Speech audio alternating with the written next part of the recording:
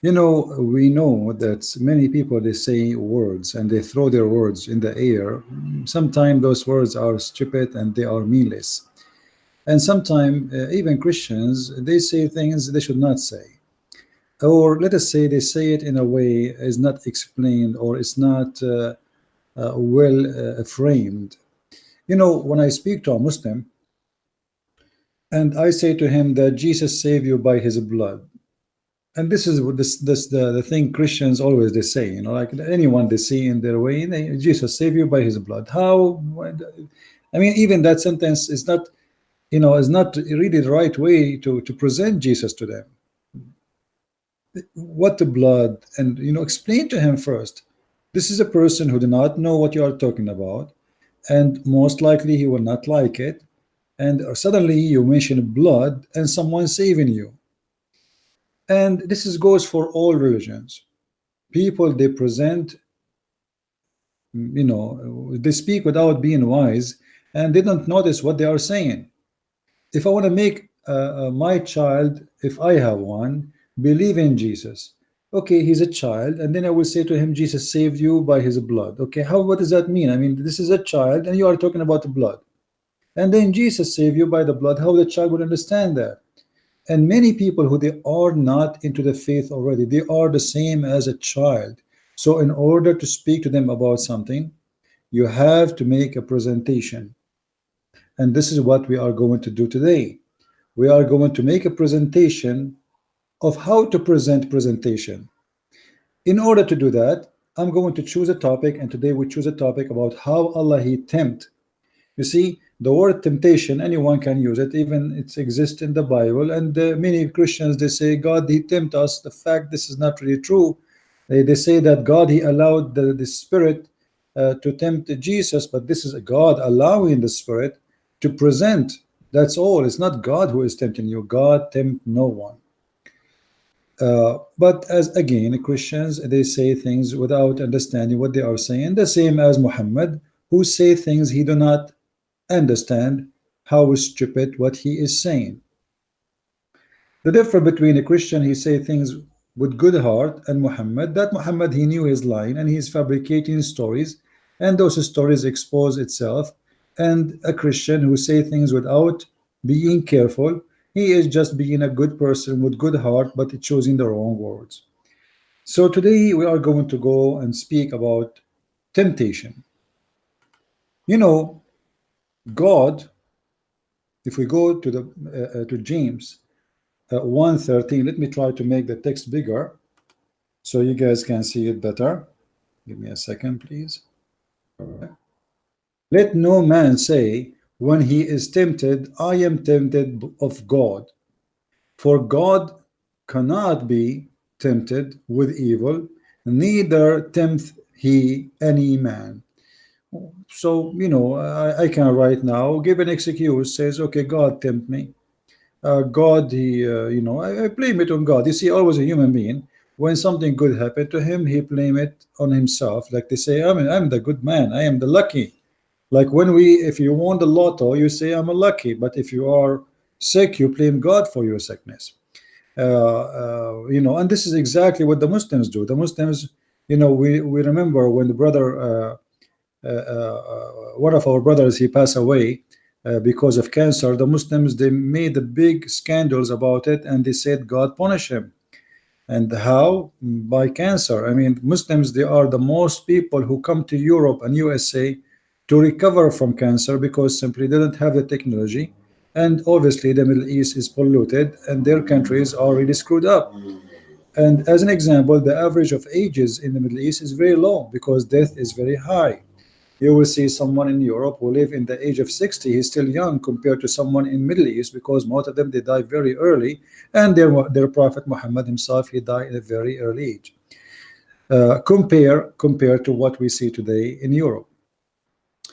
However, always they blame someone for something happened to them. But is the Muslims right for blaming Allah for bad things happen to them? Or they are exaggerating?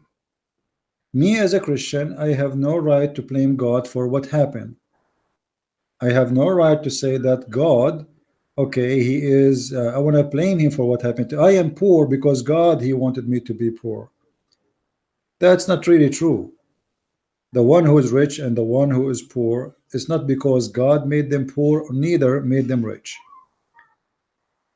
People have skills, and depend on your skills and how wanted your skills, you make money. As an example, if you are a doctor who do surgeries, 1 hour of your work is equal to 1 month of a poor person who work in McDonald's. So 1 hour of this guy work is equal to a month if I am working in McDonald's. So it's not really God make him rich. Somebody is born of a rich family. Is that God who made him rich? No. You know, this person who is born of a rich family, that means it's normal to happen. You are born of a poor family. So what you expect? It's not God. God have nothing to do with it. You are hungry. You have no food. Is that God making you hungry? That's not true. Now, can God make nations suffer? Yes. Can God punish suffer nations? He can. Can God? God can. This is why we call him Almighty. But don't involve God in everything happening in your life and say, I want to blame him for what happened. The Muslims, they have different kind of religion, and their idea is different, and their belief is different. You see, you use the word God, the Muslims use the word God, but their God have nothing to do with our God. You use the word gospel, the Muslims in their Quran, it's written there the gospel, but their gospel have nothing to do with your gospel. The Muslim, they speak against adultery, but you do not know what adultery is about for Islam. In Islam, adultery is not really what you think. In the Bible, adultery is totally different. A Muslim, still he can do adultery as long as he do it according to Islam, he is fine. So actually, Islam is a religion legalize adultery, even prostitution. Even there's the verse in the Quran says that if your girls, which mean the slave girls, they wish not to do adultery, force them not, but if you force them, Allah all merciful. There's no verse, not even a single one in the Quran against that, which means adultery of prostitution is allowed. Muhammad himself, he allowed Muslims to do muta, which is nothing but adultery.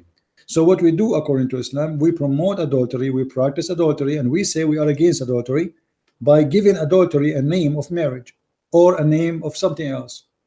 A Muslim these days, if you have my book Sex and Allah, you will see there's many types of marriage in Islam, but the fact all of them, they are nothing but adultery. Temporary marriage, travel marriage, student marriage, etc.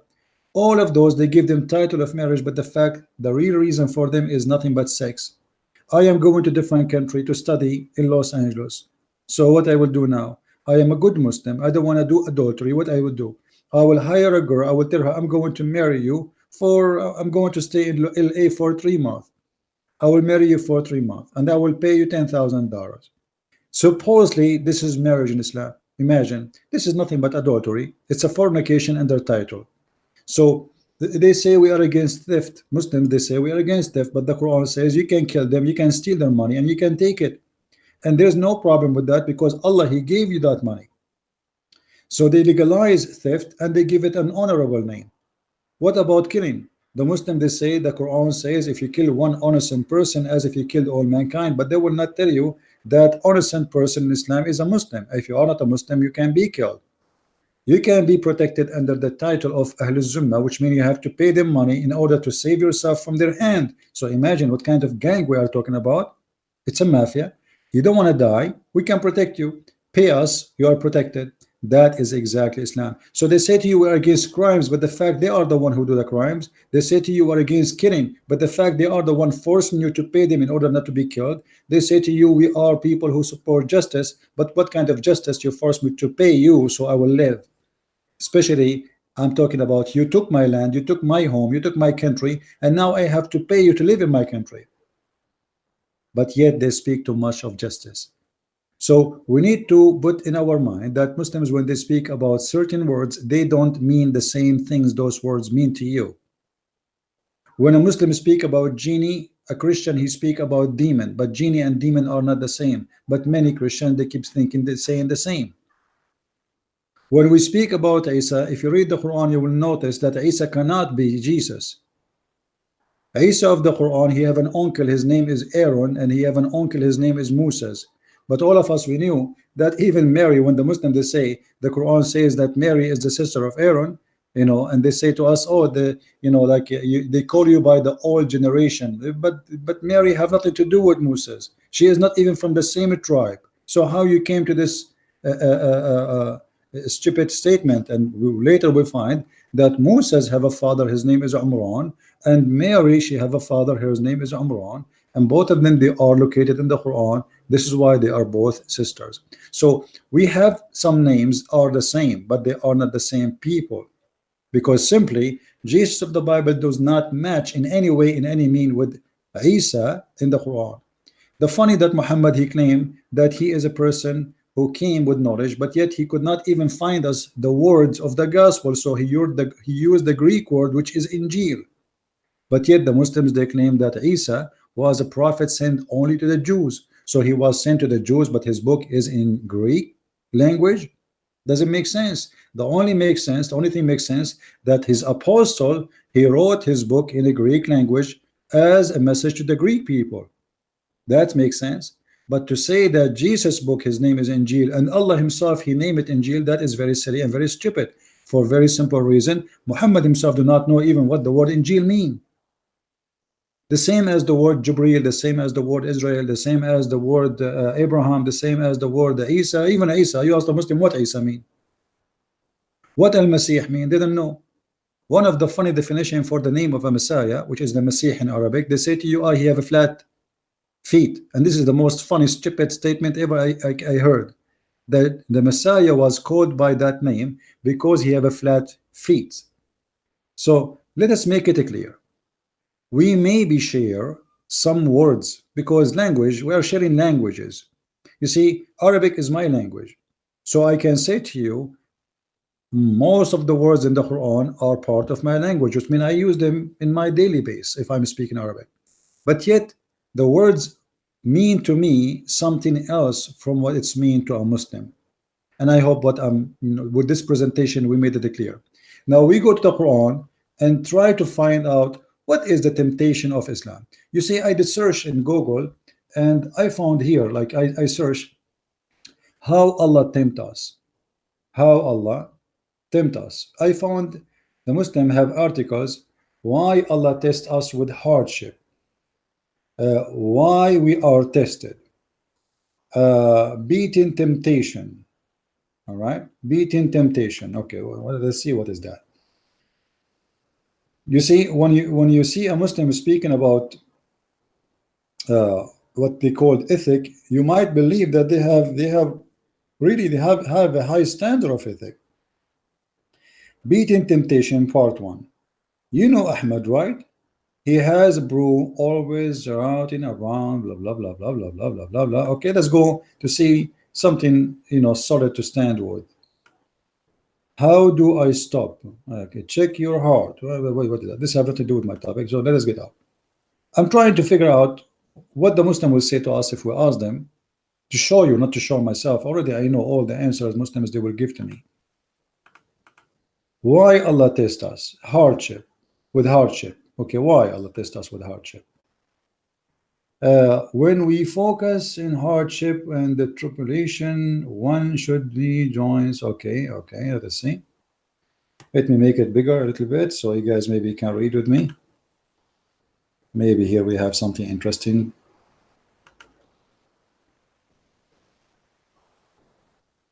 All right. And we will surely test you. We will what? We will surely test you. Who is talking? Supposedly Allah. Allah saying he will surely test you. Okay, why Allah saying he will surely test you? And how he will test you? And does it really say what it says? Quran 62 verse number 2. Quran 62 verse 67, sorry, verse number 2. If we go in the Quran and we try to find what the Muslims talking about, let us say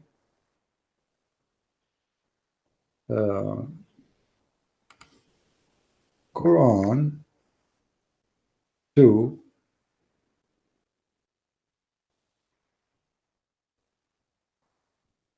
67.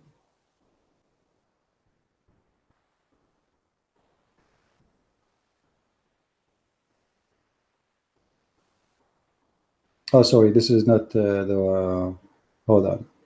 It is 67 2. Sorry, 67 2. Okay, let us go there. 67. It's the opposite.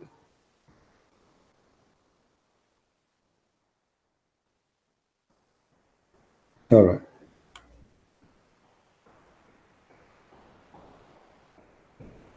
I know the verse here says something different,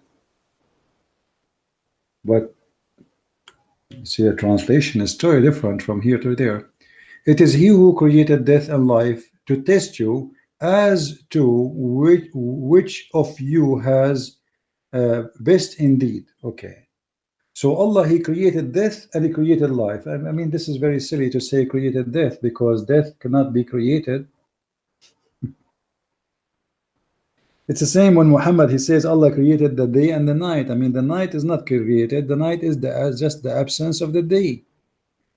Simply, I mean, the light. You know, the Bible says God made light and he called light day. So what do you mean you create a night? You cannot create a night.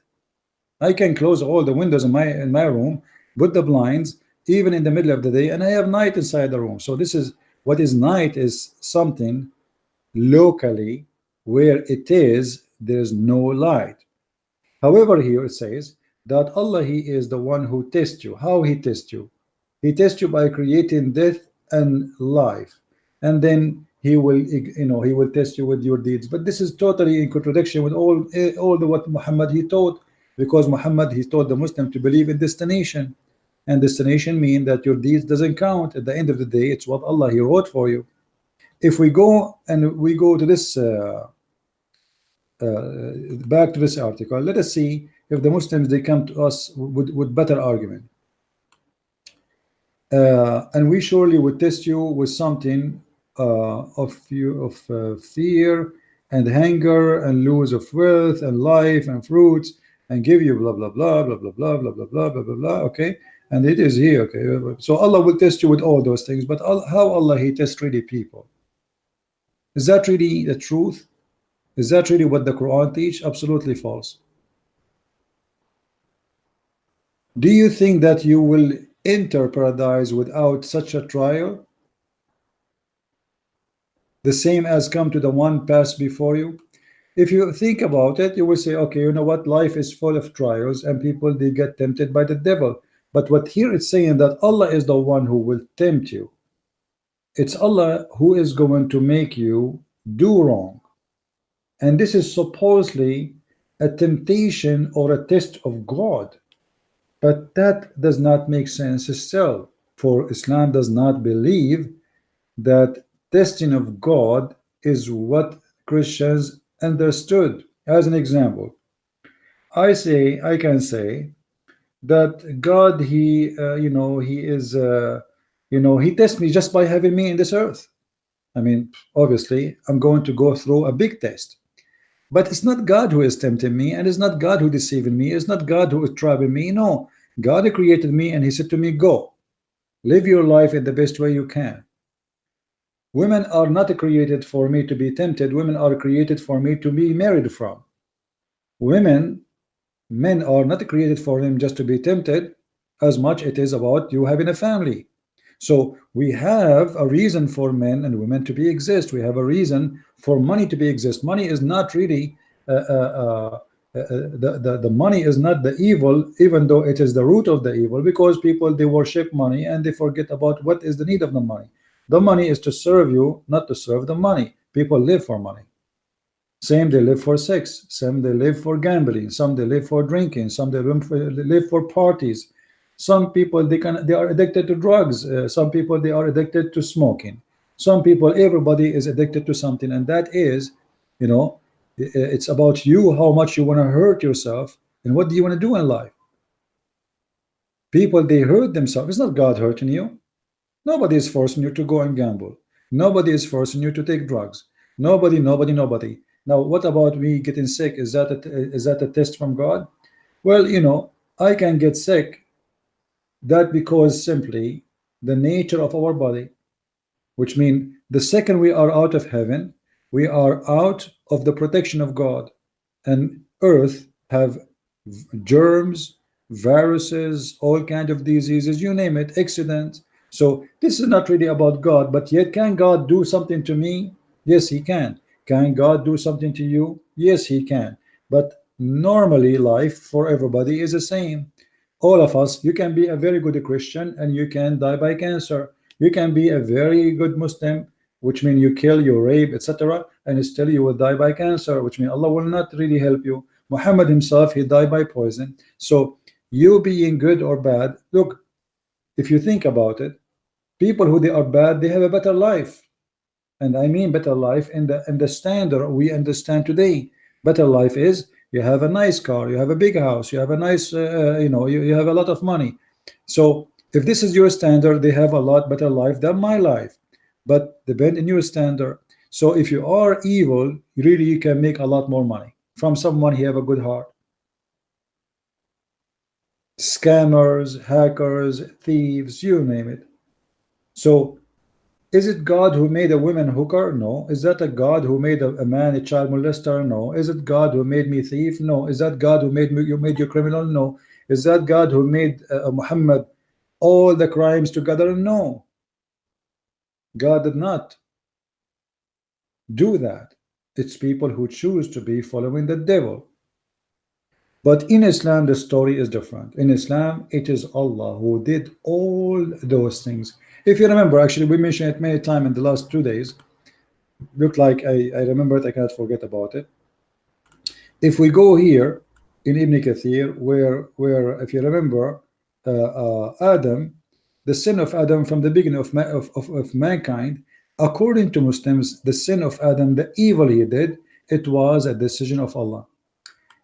Here Adam, he speak to Allah, he says to him, after Adam he sneezed, Allah, he said to him, may Allah grant you his mercy, which is very stupid, because if you are Allah, how you say may Allah grant you his mercy? Doesn't your mercy, and then Adam, he said to him, doesn't your mercy precede your anger? He said yes. Adam said, and you denied me to commit this evil act? Allah, he said yes. And this is the point I'm trying to explain to you. Muslims have different understanding of evil. Muslims believe that evil happened because this is the destiny of Allah, which is the God. We don't believe in such a garbage. God did not destiny for me evil. Otherwise, that will make him an evil God.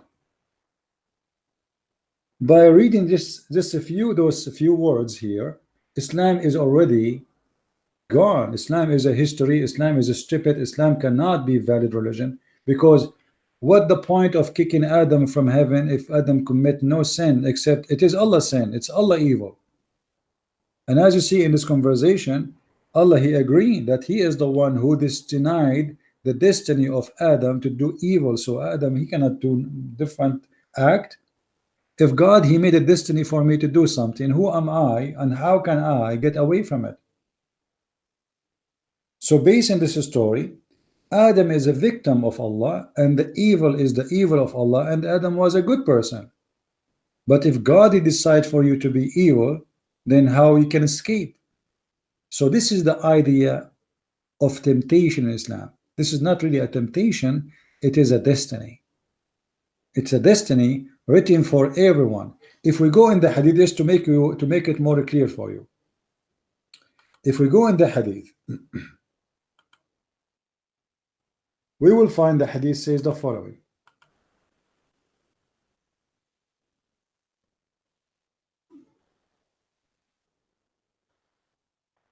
Read with me carefully, please.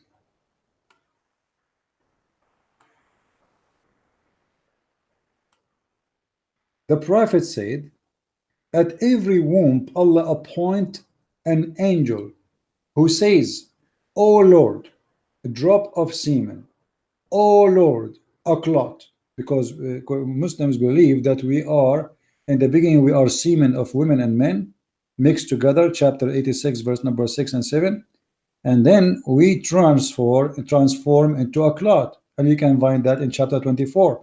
So we are became a congealed dead blood, and then so it's a stages. The first stage, semen of women and men. We know that women have no semen, and then the semen of the women coming from the ribs of the women, and semen of the man coming from the backbone. And we know this is very stupid to say.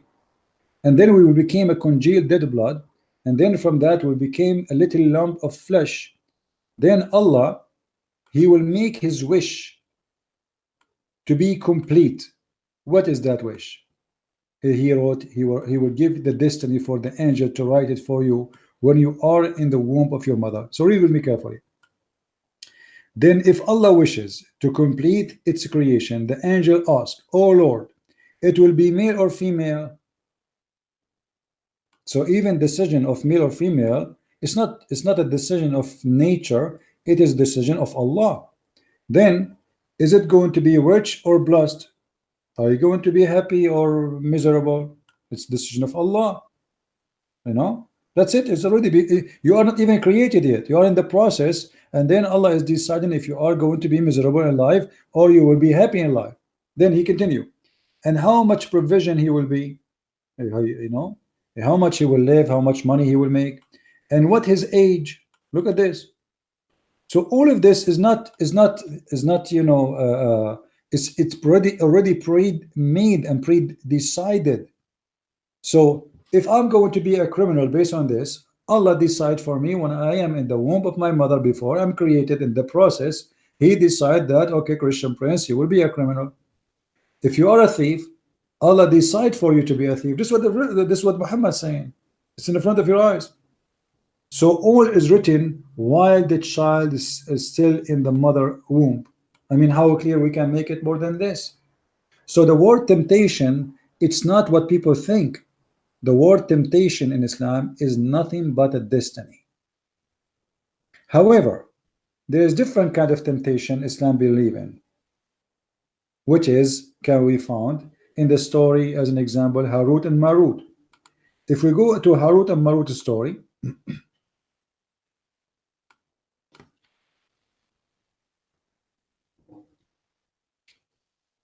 it says, واتبعوا ما تتلو الشياطين على ملك سليمان etc blah blah blah ولكن الشياطين كفروا يعلمون الناس السحر وما أنزل على الملكين ببابل هاروت وماروت. Okay, let us read the translation so Muslim will not say we are making things up.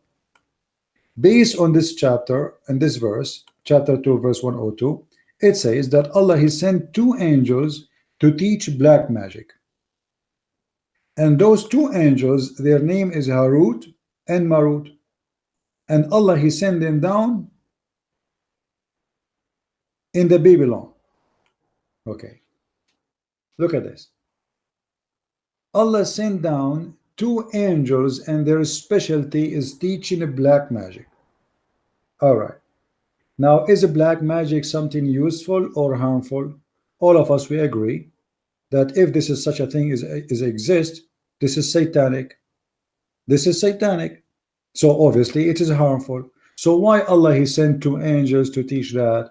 The verse itself explain. Read with me carefully. So Allah He sent two angels teaching men magic, and such a thing as came down at Babylon to the angels Harut and Marut, but neither of those, which mean those angels, taught anyone such a thing, which mean the black magic, without saying, okay, so the angels now before they teach you the black magic, they give a disclaimer. I mean, look how silly this story. We are only a temptation, a trial. Okay, hold on. When the Quran says Allah He sent two angels to teach a human being something harmful like black magic, and then I am an angel and Allah sent me in a mission to teach you mankind black magic. Who is the evil one? Guys, do you understand what I'm saying? If I am the one who sent an angel, let's say I am Allah, God forbid, and I sent two angels And according to the stories, those two angels, by the way, they are sent by Allah and they are the best of the angels. Actually, the story about those two angels, it's very funny and very stupid. But maybe another time we can read it, all of it, so you can see how stupid this crazy religion. According to the story here, those two angels have sex with women. Her name is Venus, and they gave her the password to go to heaven. But Allah, when he noticed that Venus is flying in heaven, Allah, he cursed her and he made her a star. And this is coming from the Greek mythology. And Muhammad, he took it, he put it in his religion. So now we have two angels sent down to earth to have sex with a woman. She is very beautiful. She is the most beautiful women in their time. And those are sent for a mission. And that mission is not good at all. The mission is to teach magic. And then they say, we are only teaching you for a trial, so don't bless them. They learned from them the means to sow a discord between the man and his wife. Okay, look at this. They learn from who? From the angels. Okay, what they learn from the angels? Black magic. What they will use the black angel? What exactly they teach? They teach black magic to people so they can cause people to fight with the wife. I mean, how silly, how stupid that is, and what the purpose of this? When here the Quran making a disclaimer saying we are only for a trial. I mean, how silly, stupid it is to say such a thing. Well, Shaitan, he can say the same. I am only for a trial. So why you blame Shaitan for evil? Obviously, the source of evil is your God, and he is the one who working for it. You know, a Muslim, he says to you, okay, I can show you a verse that God, he created evil. Yes, God, he created evil. But he did not create him as evil, he created him as an angel. For us as a Christians, we believe that Satan was, or he is, a fallen angel. So even when God created the Satan, he created him as an angel. He did not create him to be Satan. In Islam, as you see, those are angels, those are not the devil.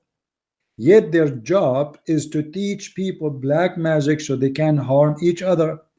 And before they teach you, they make a disclaimer, we are only a trial. So what the purpose of this why God is opening a magician school to harm mankind? Why you are increasing evil on earth? Is that going to be for the benefit of mankind by Allah sending two angels to earth to teach black magic? Don't we have enough problems? Don't we have enough crimes? Isn't it enough we have rape, we have criminals, we have child molesters, we have thieves, we have all kind of crimes, and now you are going to send us somebody to teach us voodoo?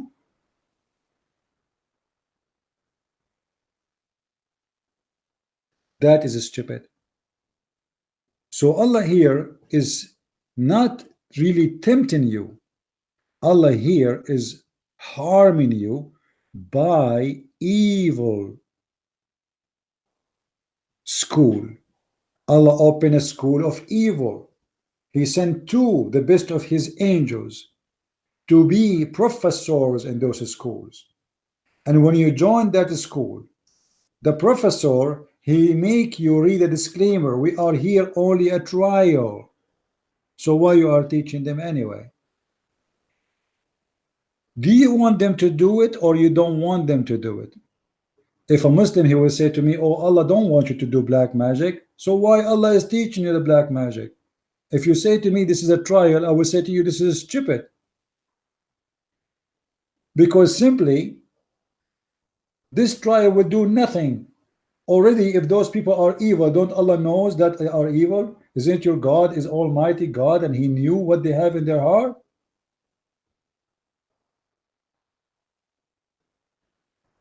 Isn't it enough what the evil they are doing already, and now you want to teach them more evil so more people getting hurt? Just because you like to have a trial? What about I teach you how to kill somebody, and then I say to you this is a trial? Disclaimer. Why you are teaching people, especially here we are talking about magic, which supposedly taking people out of control. It is somebody controlling somebody. And if you remember, Muhammad himself, he was under black magic. So Muhammad was a victim of Harut and Marut. And this is how stupid Islam is. Muslims believe in a black magic. Me, myself, I don't believe in this garbage. Somebody will say to me, or like in the Bible, it says that the stick of Moses, this is how people they saw it as it is a magic. So his magic overcome their magic, but the fact it's a miracle of God. Jesus, when he resurrected people from death, he did not do magic. When he made the blind see, he did not do magic. When he healed the leper, when he did all the miracle he did not do magic. This was real. Wasn't fiction and wasn't a lie.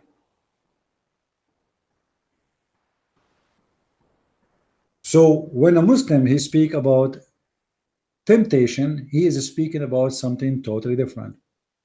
Additional to that, there is a we mentioned already that there is a destiny, and we mentioned now that there is something Allah he like to increase evil on earth. Allah he used the Muslims and anyone he can to spread hate as an example, and that is another way of tempting mankind to be evil. If we go in the Quran, we will find in chapter 5 verse 14 it says that Allah he will spread hate and enmity between the Christians.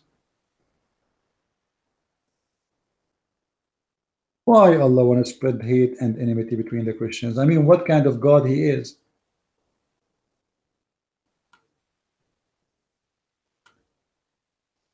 This is chapter 5 verse number 14, and this is a translation of Yusuf Ali. From those who call themselves Christians, we did take a covenant, but they forgot a good part of the message that was sent to them. So we string them with enmity and hatred between one to the other. Okay, so now me as a Christian, I hate my brother in Christ. And this is weird, right? Because you cannot be Christian and you hate somebody. How you can hate your brother in Christ? That will be evil. If this has happened, and when Allah he speak that Allah is going to strengthen us against each other, that is not a temptation of God. That is a temptation of Satan. For Allah and Satan is one. You know, if you ask a Muslim, what is the purpose of this madness? I mean, why Allah wanna make me hate my brother in Christ? I mean, what is good is going to do to mankind by making Christians hate each other? What is the purpose of this wisdom? Nothing but hate. The purpose is very simple. It's hate. This God is Satan. His name is Allah, and he hates you to the point. He will do as much as he can to divide you Christians. So when you see two Christians, one he is a Protestant and the other one is a Catholic, being funny, and they are calling each other names, they are serving the devil without knowing. Each one of them he think that he is doing the right thing. Oh, you are not following the true, you are wrong. Oh, you have the Pope. Oh, you have etc. Oh, you have etc. You are, if you are a person who speak with someone as a Christian with hatred in your heart, you are no Christian, and you are serving Allah. Obviously, you are serving the devil himself.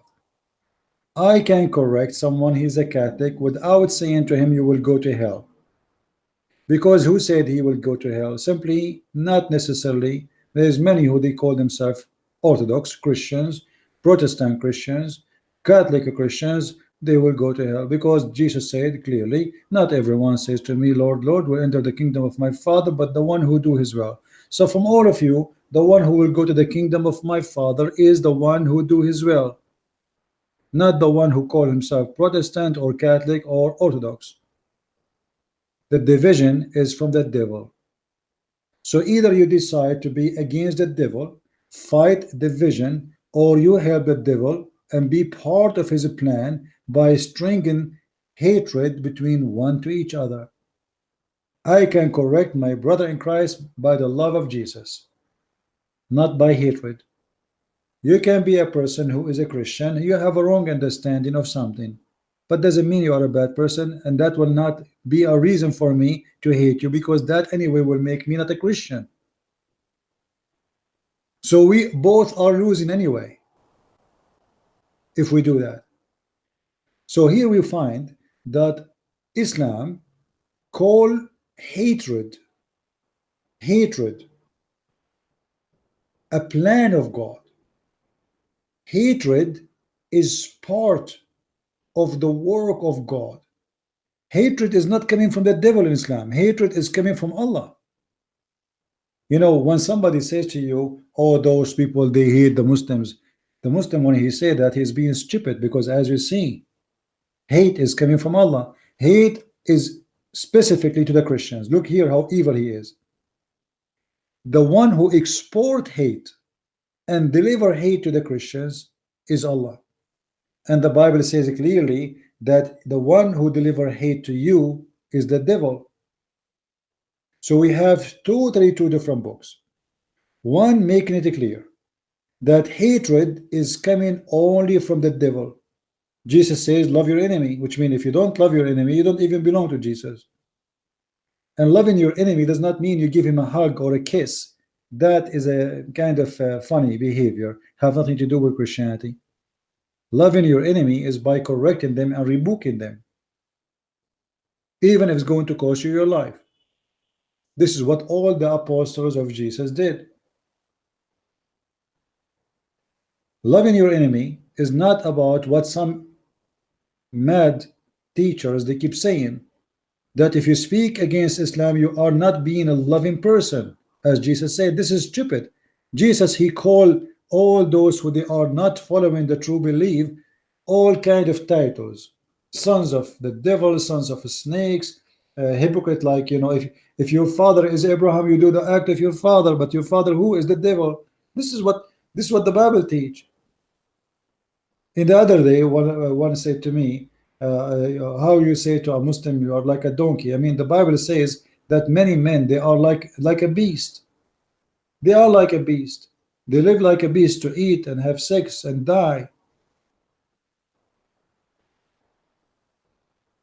Donkey, at least he don't, you know, he eat the grass to eat. He don't eat the grass just to cut the grass and hurt the grass.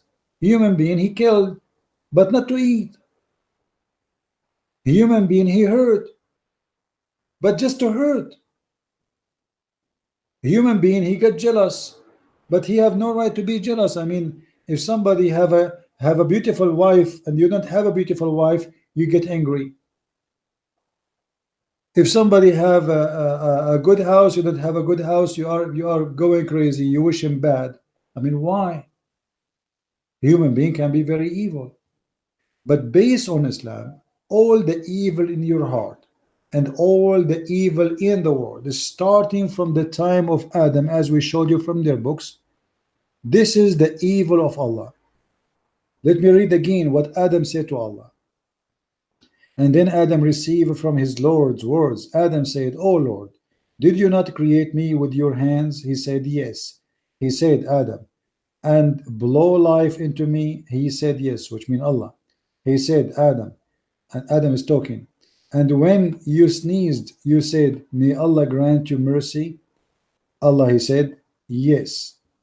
And then he says, "Doesn't your mercy precede your anger?" Allah answered saying, "Yes." Adam said, "And you destined me to commit the evil act?" Allah told, "Yes." All the evil is a destiny in Islam. All the hatred is a destiny. It is not really a trial. It was not a trial to Adam to commit sin. It was a destiny. We mentioned a hadith many times before about Adam was debating with Moses, and Moses, he accused Adam that because of him, Allah, he kicked him out of heaven because of his sin. But Adam, he answered Moses, And he refuted him according to Muhammad, which means Adam was the right and Moses was the wrong. Read with me carefully.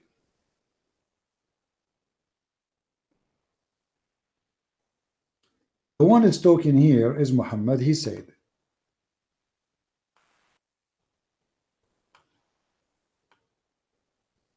Adam and Moses held a dispute, a debate.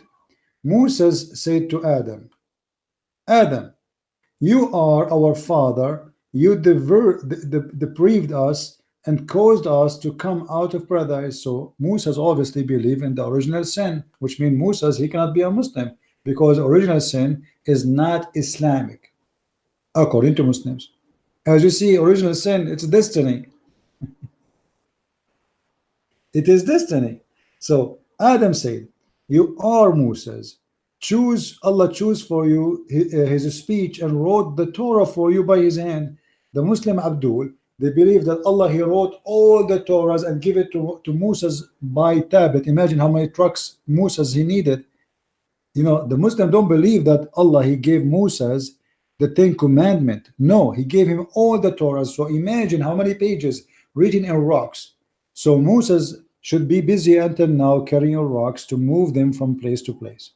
Then he continued and saying to Moses, do you blame me for doing a deeds which Allah decreed that I should do 40 years before he created me? Here the word deeds, by the way, it's the act, the evil act which is mentioned here in the hadith. So Adam is saying to Moses, how you blame me when this was a destiny made by Allah for me 40 years before my creation? And then you will see that Muhammad, he agreed with Adam that he is right, and Moses, he lost the argument.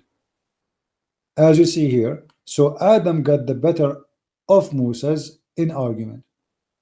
So Muhammad, he agreed with Adam that yes, it's not the fault of Adam. This is not his sin. This is a sin decreed by Allah 40 years before the creation of Adam. So Adam did not go through a trial. It was not a trial. It was not a temptation according to Islam. It was a pure destiny. Is the idea, guys, clear to you? I hope what I'm saying is not troubling you in the way, you know, I sometime like I feel the limitation of my English holding me back from maybe giving the statement in the right way, but I think it's easy to understand by showing all what we showed in the screen. There is no trial in Islam. It's not a test. It is a destiny. From the first man, it was a destiny. And here we ask ourselves, where is justice? So Allah kicked Adam from heaven for what reason? Nothing. It was Allah who decided to Adam to commit sin. So why Allah, he punished Adam out of heaven? No reason. It's a stupid argument. It is a stupid mad belief. And it is injustice.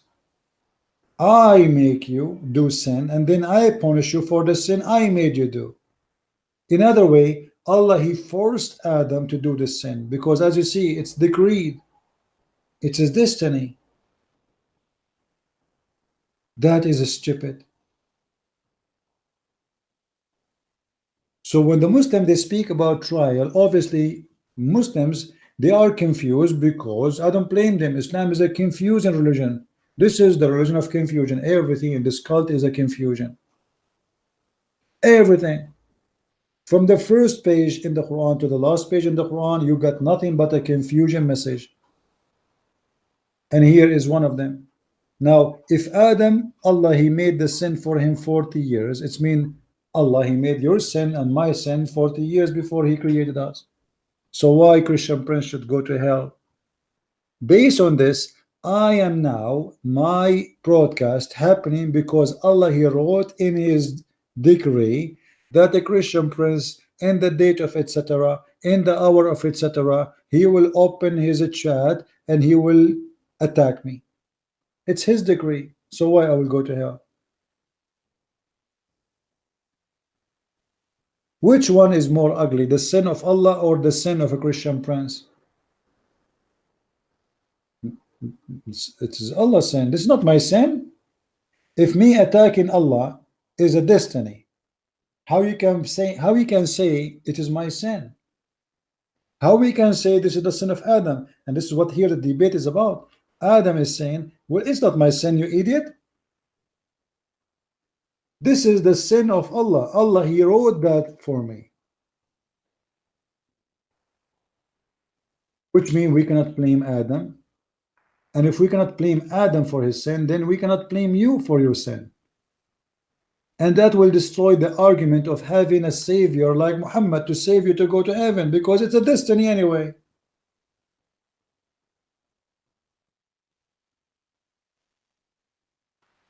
And the Quran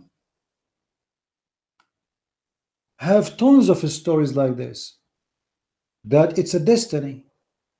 And Allah, the one who misguide, nobody can guide him. The one Allah He deceived, nobody can guide him. And this is why my first book I wrote, it's called The Deception of Allah, because all the story here is about deception. Allah, He made me believe if I pray to Him, He will forgive me. Deception. Forgive me for what? It's not my sin. You see the madness? Muhammad, he said in a hadith, if you don't commit sin, Allah will destroy you and He will replace you with people, better people who commit sin and asking for forgiveness. What? Listen carefully. Muhammad said, if you don't commit sin, Allah will destroy you and replace you with people who commit sin and asking for forgiveness. So Allah's destiny is what happening, not your act. Even if you commit no sin, Allah hate you, He will destroy you, because He wanted people to commit sin because He enjoy it. He enjoy it. And why? What He enjoy? He enjoyed people asking for forgiveness. So based on this hadith and based in this hadith and the other hadith and the other, Allah, He made Adam commit sin, so Adam will ask Him, please Allah forgive me.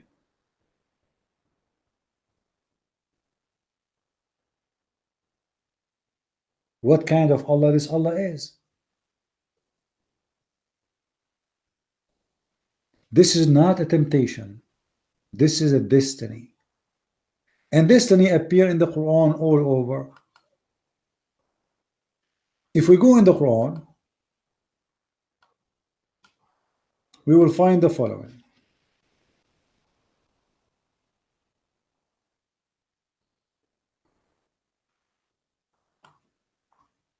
أتريدون أن تهدوا من أضل الله ومن يضلل الله فلن تجد له سبيلا.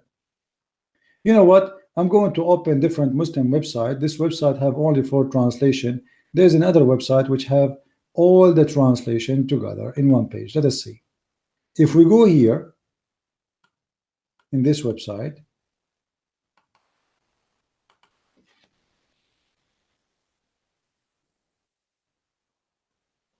all right. من يهدي الله فهو المهتدي ومن يضلل فأولئك هم الخاسرون. Whoever Allah guide, he is, you know, the guided one, and whoever Allah deceive is the loser. I mean, He deceive whoever He will, He guide whoever will, and then He call you, you are a loser. Whomever Allah guides is highly guided. Whomever Allah He leads astray. It doesn't say lead astray, it says yudlil, which means deceive. Go down. Let us see the front translation. All of them says here send astray, send astray, send astray. But the fact, this is not send astray. The word in Arabic yudlil. Look at this guy here. He has cause to go astray. I mean, if you had cause to go astray, isn't it? This is deceive. How I go astray? Allah, He caused me. How He caused me? By deceiving me. So who is the one who caused people to go to hell? Is it Shaitan? No, it's Allah. You see it in front of your eyes. Which means Allah is Shaitan. If you go here, this translator, Muhammad Shakir, he says, and whomsoever He caused to err, these are the loser. Well, He is the one who caused him to be in error, which is a false translation, because in Arabic it says yudlil, which means deceive. But he whom Allah leaves in error shall surely be lost. Oh, that's it. And not only that, he says in different verse, if we go, let us see a different one.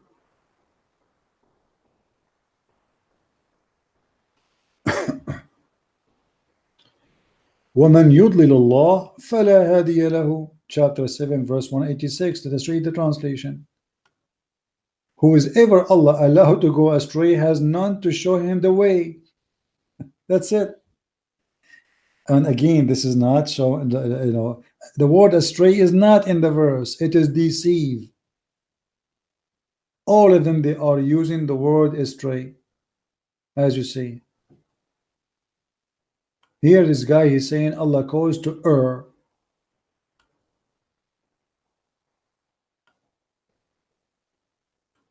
Whom Allah leaves in error. Look at this one. This one is even better. He's more honest. Whomever God misguides has no guide. Okay, thank you very much. So finally, we get a little bit of honesty in the translation made by Muslim. Whoever Allah misguide, what misguide mean? Deceive. They are trying to be polite, not to use the word deceive. So whoever Allah deceive or misguide, there's no way for him. So who is the one who made me misguided? Allah. It's not the devil.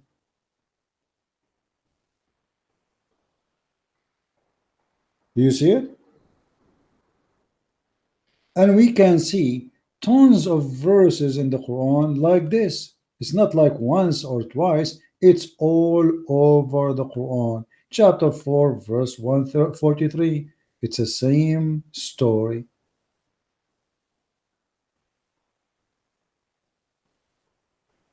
Do you see it? The same garbage. Allah is the one who caused you to be misguided. What kind of religion this religion is?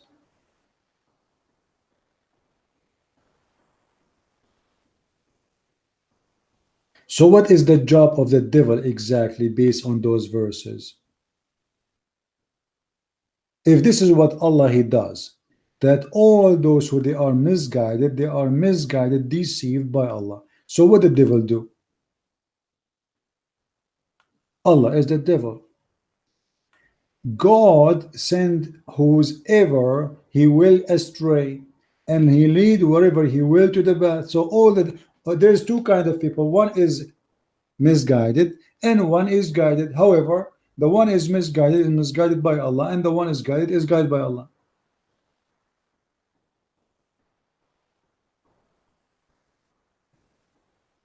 Allah leads astray whomever He wishes, and whomever He wishes He put in the straight path. That's madness.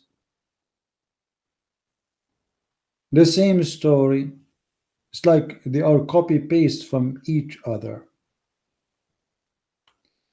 Those who reject our ayat proves evidence verses are deaf and dumb and in darkness. Allah send astray whom He wills and guide who He will.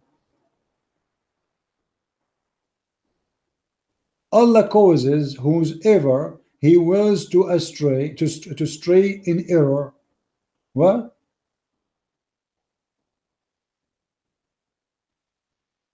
God leads astray or guide to the right path whomever He wants. Do you see it? Do you see it?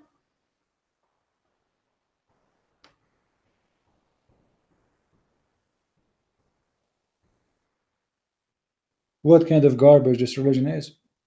This is why we as a Christians, when we have, a Muslim, he might use the same word, or temptation.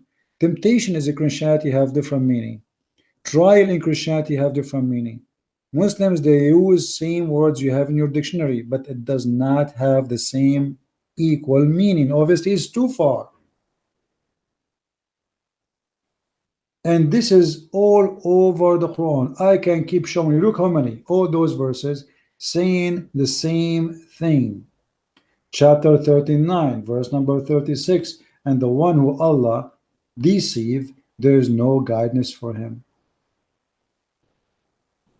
Do you see it?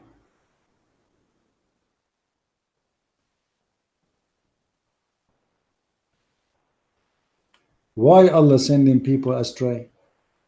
Shouldn't Allah's job is to guide us and He love us? No, for He is a hateful God. It's like a lotto. Whatever He wish, if you are lucky, you are from those who Allah He wish you to be guided. As simple as that.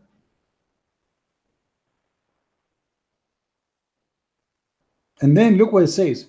Who can guide the one whom Allah has caused to go astray? Do you see how evil it is? Allah is more evil than the devil. That's it. He caused you to go astray, and then He will not allow anyone to guide you. Why? Because Allah, He enjoys seeing you in the hellfire. He like it. This is His joy. This is the purpose of His existence. In the Bible it says that if a person is saved, a happiness in the kingdom of God will be. God Himself, He will be happy for a person is saved. In Islam is the opposite. Allah saying, are you going to guide the one Allah misguide? Are you stupid or what? Are you going to guide the one who Allah Himself deceived? The one who Allah deceived, nobody can guide him. And look, I'm reading the Muslim translation. And whomsoever Allah makes err, then there is no guide to him for him. So Allah caused you to be in error, and Allah decide there's no guidance for you. That is not a trial, and that is not a temptation. That is a destiny.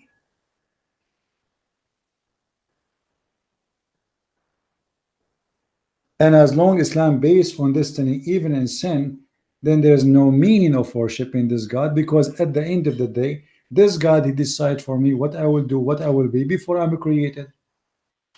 As we showed you here, when you are in the womb of your mother, the angel, he will say, oh Allah, he is happy or sad. Oh Allah, rich or poor. Oh Allah, he is a criminal or bad or good. Oh Allah, he believer or disbeliever. So what the point of punishing me for a sin or for destiny? My sin is not serious. My sin, this is the sin of Allah.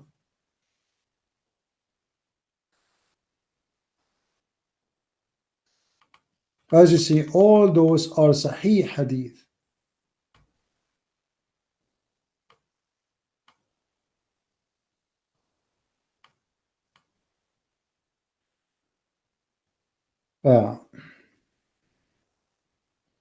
Look what Muhammad said, which is showing again a stupidity of Muhammad. The Messenger of Allah, the truthful and the receiver of the truth, informed us. This is the truth, saying the creation of you humans is gathered in the form of semen in the womb of your mother for 40 days. I mean, have you ever heard of a lie like this? I am a semen in my mother womb for 40 days. 40 days. This is alone is enough to prove that Muhammad is a liar. And by the way, it doesn't say womb here. It says in the belly of his mother. So I am in the belly of my mother for 40 days. Why? My mother, she eats semen. What kind of religion this religion is? And then he continue. Then it becomes a clinking thing in similar period. So it's going to stuck like a clinking thing, but the fact doesn't say that. It says alaqa. The translation is false. We showed you in the other hadith where it says alaqa, alaqa, a congealed blood. And even the Quran says that if we go in the Quran, we will find the following. Does it say really that it will be a congealed blood? Yes, it says that. Here we go. Alaqa.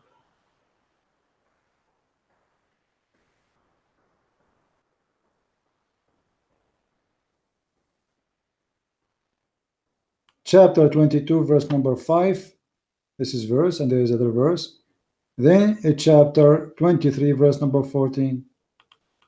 You are a congealed dead blood in the belly of your mother. Read with me. Then we made the sperm into a clot of congealed blood. That's stupid statement. Only mad cow will believe in this. You can go right now and check the process of the human, creation, the embryo. You will find there's nowhere it says that in any stage that we are a sperm who transform into congealed blood. And what? For 40 days we are inside the belly of our mother. And then we became a lump of flesh, like that. And then Allah, He sent an angel who breathed life into it. And the angel is commanded to record 4 things. Record what? 4 things. Its provision, its term of life in this world, its conduct, and whether he will be happy or miserable. What is left? What is left? Nothing. Your work is written by Allah. Your provision written by Allah. Your conduct is written by Allah. You are happy or miserable is written by destiny. That's it. And then Muhammad continues saying, by the one whom there is no true God. This guy is swearing by Allah. This is serious now. One of you would perform the action of the dwellers of Jannah, which mean heaven, and there is only 1 cubit between him and it, which means the Jannah. When what is for or denied, you see the destiny. So now you are almost going to go to heaven. Then what Allah wrote for you in your destiny would come to pass, and He would perform the action of hellfire until He entered. Look at this madness. So now all your life you are doing the action of people who will go to heaven until almost you are there. And then what Allah He wrote for you in your destiny will take over. Then you act the act of people of hellfire, and then you go to hellfire. So what's the point of being good or bad or anything? At the end of the day, what Allah He wrote is going to happen. My deed doesn't work. Same, Muhammad He continue explaining more, and he says, and one of you would perform the action of the hellfire until there's only 1 cubit between him and hell. Then he would perform the acts of the dwellers of the Jannah until he would enter it. That is the destiny. So what the point of asking for forgiveness, praying, like doing the Hajj, the pagan act of Hajj? What is that for? If I'm going to go to hell or heaven anyway, it doesn't matter really what you do.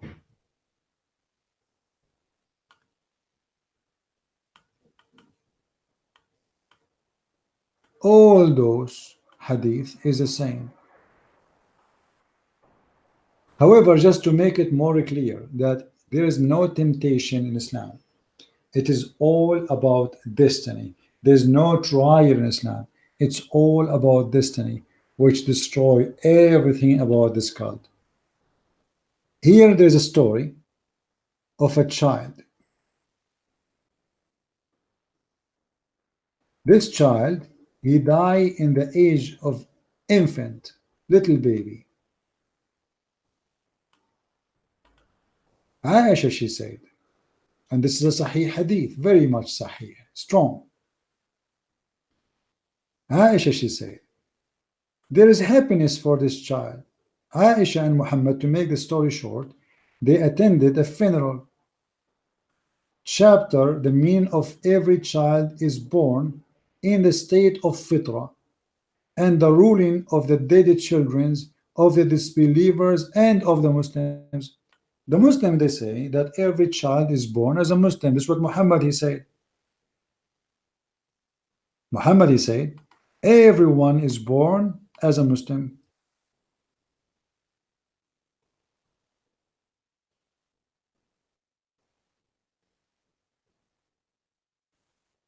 Let's see the hadith. Every child, no exception. No baby is born but upon fitra. What fitra is? It is his parents who make him a Jew or a Christian or whatever. What fitra is? Let us see in different translation. It's, you will see it says a Muslim. The Prophet says every child is born with the true faith of Islam. Every child. Okay. So this child is born anyway, regardless if he is born of a Christian family or a Muslim family, he is a Muslim according to Islam. However, the story in the other hadith here is about a child who is a child of Muslims anyway. So his parents are Muslims. Aisha, the mother of the believers, reported that a child died, and I said, there's a happiness for this child who is a bird from amongst the birds of paradise. Sparrow, actually, the word in English, in Arabic, it says sparrow. Thereupon Allah Messenger said, don't you know that Allah created the paradise, and he created the hellfire, and he created the dwellers of the paradise and the dwellers of the hell, you know, which means when they are in their mother womb. What are you talking about? Aisha, she is thinking, a logical thinking, that okay, he's a child, he commit no sin, so he will go to heaven. Muhammad is saying no. In different hadith, it's make it more clear. Let us read together this one. It says, Aisha, the mother of the believers, said, Allah Messenger was called to lead the funeral prayer of a child of Al-Ansar. Ansar they are called the helpers of Muhammad. They converted to Islam. Allah Messenger said, she said to him, Allah Messenger, there is a happiness for this child who he's a bird of the birds of paradise, for it commit no sin. So it's clear now that this child didn't, never commit a sin. And Aisha explained more. She said, nor has he reached the age when one commit a sin. He's very baby. He said, Muhammad, Aisha, peradventure, it may be the otherwise, because Allah created for paradise the people of paradise, and he created to hell the people of hell when they are in the backbone of their fathers, as you see. So sin is not a reason to go to hell in Islam. It is destiny. Never sin. Adam's sin, it was destiny. Your sin, my sin, is destiny. If you are a person who die as a baby, you might go to hell still, for it is destiny. And as you see, Muhammad make it so clear. Aisha assumed that this child will go to heaven. Muhammad, he said to her, don't be stupid. Everyone created to be in somewhere before they are born, regardless of their sin. So it might be the otherwise. It might be he will go to heaven. It might be he will go to hell.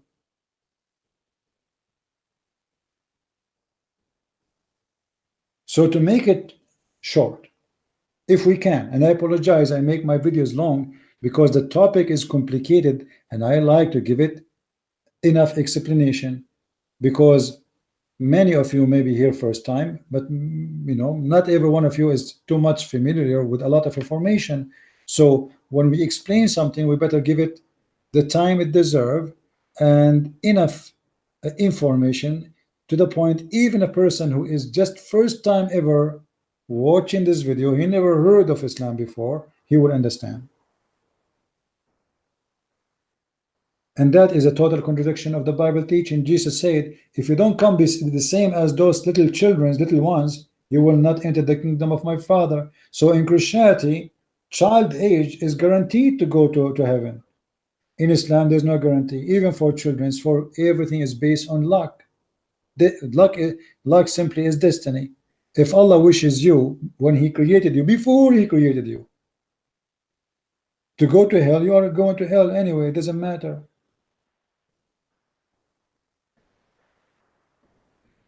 So when the Muslims speak about temptation and trial, it's not exist in Islam. This is all is Allah act. Allah is the devil. Allah is the one who made you do evil. It is His plan, and the Quran agree. Actually, if we go here, we mentioned to you where Allah in the Quran, He said that Allah, He will spread hate and enmity between the Christians. You remember?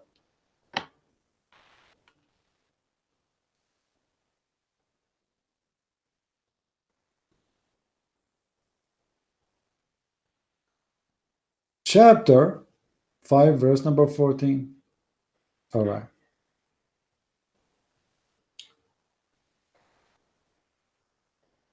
Chapter 5, verse number 64. It's exactly the same. Allah will spread hatred, but between the Jews. Read carefully. So not only the Christians, Allah consider everybody. Allah will spread hatred. Okay. Here He says, amongst them we have placed enmity and hatred till the day of judgment. Allah, He placed enmity and hatred between them until the judgment day. This is destiny, that's it. A Jew, he cannot get away from it. Can a Jew now, based on this statement, be a loving person? No. Can he be a good person? No. Allah, He put hatred in his heart. The devil, Muhammad, saying to us, I don't want to say Allah because this is all is the statement of Muhammad, Aka Allah, saying that I am placing enmity and hatred in the heart of the Jews until the day of judgment. The same chapter saying the same about the Christians in chapter 5, verse 14, if you go back, as you see.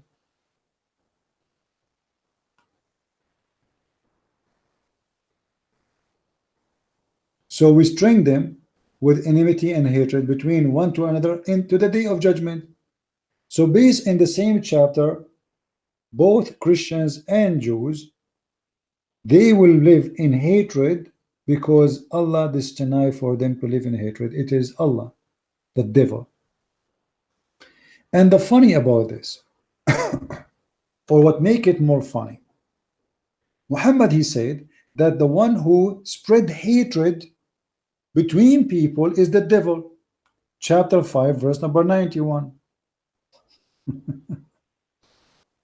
And now I have to say to the idiot Muhammad, how you say to us in chapter 5:14 that the one who spread hatred, the same chapter, you see, we are talking about the same stupid chapter. The same chapter, Allah saying He will spread hatred and enmity between the Christians and the Jews until the day of judgment. It is the same chapter, verse number 90. It says that the shaitan is the one who spread hatred. Have you ever heard of stupid religion like this? Do you see it?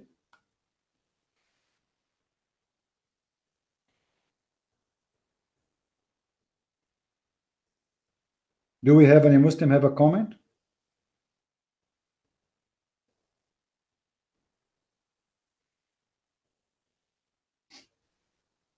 What a stupid cult.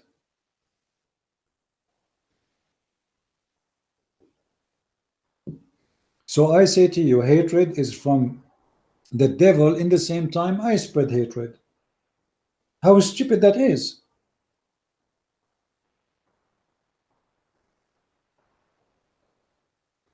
And we are not even reading from different chapter, all in the same page.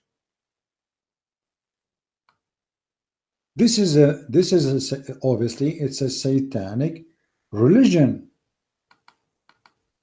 Believe that hatred is something good.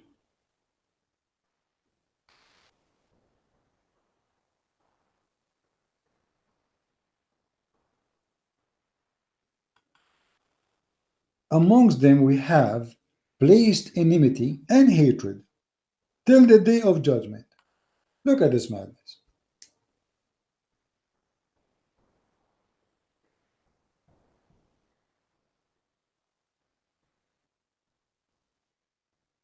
My friend, to make it simple and to make it short, Allah is the only deceiver in the cult of Islam. The devil himself is victim of Allah. Even actually according to Muslims.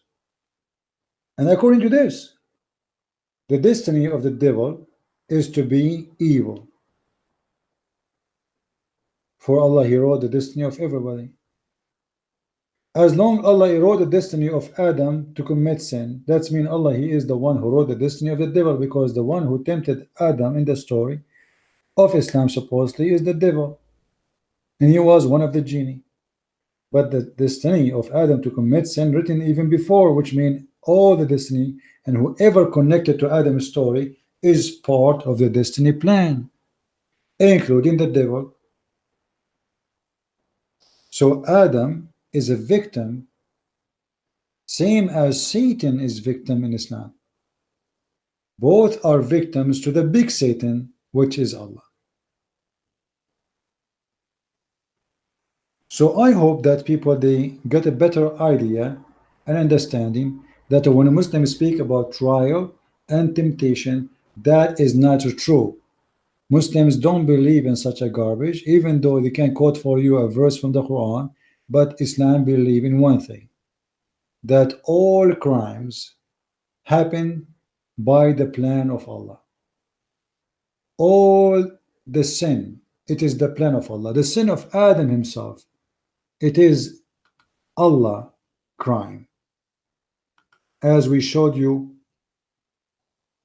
in front of your eyes with the Muslim translation, where Adam, he said to him, and you destined me to commit this evil act. Allah answered, say yes. So all of us, we are out of heaven based on the Islamic cult, because Allah, He destined for us to do evil. And why? Muhammad explained by the hadith saying, if you don't commit sin, Allah will destroy you and send and replace you with better people who commit sin and ask for forgiveness. So all this is drama because we have a sick God. His name is Allah according to Islam, and He likes to hear people begging Him for forgiveness, to the point, if you don't commit sin, Allah will destroy you and replace you with better people who commit sin. And they are better than you by what? By committing sin. And why they are better than you by committing sin? Because then they will ask for forgiveness. So He made Adam commit sin so Adam might beg for forgiveness. This is how stupid this cult, and this is how sick Allah is. He made us do wrong, so we ask for forgiveness. And if we don't do wrong, He will kill us. So you have to do wrong, you like it, you don't. Otherwise, you are destroyed anyway. And this is why we, all of us, should reject such a stupid cult like this.